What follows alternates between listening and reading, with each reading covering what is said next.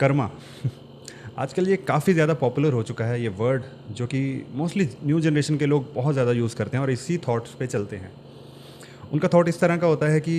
Suppose अगर किसी ने मेरे साथ बुरा किया या मुझे धोखा दिया, तो मैं बदले में ये सोचता हूँ कि इसने मेरे साथ बुरा किया, इसके साथ कर्मा होगा, इसके साथ और भी ज़्यादा बुरा होगा। तो ये कहीं ना कहीं हम बिलीवर्स को पाप में लेके जाता है। नॉन बिलीवर्स को सच्चाई का पूरी तरह से नहीं पता, तो उनकी बात अलग है, लेकिन जब हम बिलीवर्स इस चीज़ को सोचते हैं तो मुझे हैरानी होती है। तो ये वर्ड हमें पाप में किस तरह से लेके जाता है, अगर इसे मैं बाइबल के ज़रिए समझाऊं तो बाइबल में अगर हम मत्ती के 5 उसके 43 से लेकर 45 में पढ़ते हैं, जहाँ जीसस ने कहा है कि तुमने सुना है, कहा गया है कि तू अपने पड़ोसी से प्रेम और शत्रु से घृणा कर, किंतु मैं कहता हूँ अपने शत्रु से भी प्यार कर, जो तुम्हें यातनाएं देते हैं उनके लिए भी प्रार्थना करना, ताकि तुम स्वर्ग में रहने वाले अपने पिता के सिद्ध संतान बन सको, क्योंकि वह बुरे और भले सब पर सूर्य का प्रकाश चमकाता है, पापियों और धर्मियों सब पर वर्षा कराता है। और इसी चैप्टर में अगर हम थोड़ा पीछे जाते हैं 38 से लेकर 40 तक, जीसस ने जो कहा है कि तुमने सुना है, कहा गया है आँख के बदले आँख, दांत के बदले दांत, किंतु मैं तुझसे कहता हूँ कि किसी बुरे व्यक्ति का भी विरोध मत कर,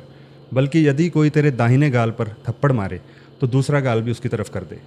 यदि कोई तुझ पर मुकदमा चलाकर तेरा कुर्ता भी उतरवाना चाहे तो तू उसे अपना चोगा तक दे दे। इस वचन के ज़रिए जीसस ने हमें ये एक्सप्लेन करने की कोशिश की है कि हम दुनिया में जितने भी इंसान हैं वो एक ही परमेश्वर की संतान हैं।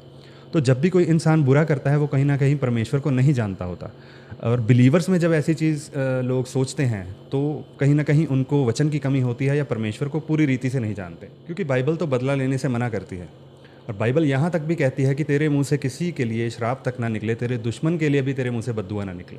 तो कर्मा हमें इसके अगेंस्ट पाप करवाता है, क्योंकि कर्मा हमारे माइंड में गलत थॉट लेके आता है, जिस वजह से हम प्रार्थना करने की बजाय सामने वाले को बद्दुआ देते हैं। हम ये सोचते हैं कि हमारे साथ उसने बुरा किया तो उसके साथ भी बुरा होना चाहिए। मेरी रिक्वेस्ट बिलीवर से इतनी सी है कि वो दुनियावी चीज़ों के अकॉर्डिंग चलने की बजाय बाइबल के वचनों के अकॉर्डिंग चलें तो ज़्यादा बेटर रहेगा, क्योंकि जब हम वचनों के ज़रिए चलते हैं तो हमारी लाइफस्टाइल इतनी ज़्यादा चेंज हो जाती है, खुदा हमें इतना ज़्यादा बदल देता है कि हमें किसी को बताने की ज़रूरत नहीं पड़ती कि हम खुदा में चल रहे हैं। हमारा लाइफस्टाइल खुद बताता है हमें। तो इससे हो सकता है नॉन बिलीवर्स को भी इंस्पिरेशन मिले और वो खुदा को जानने की कोशिश करें।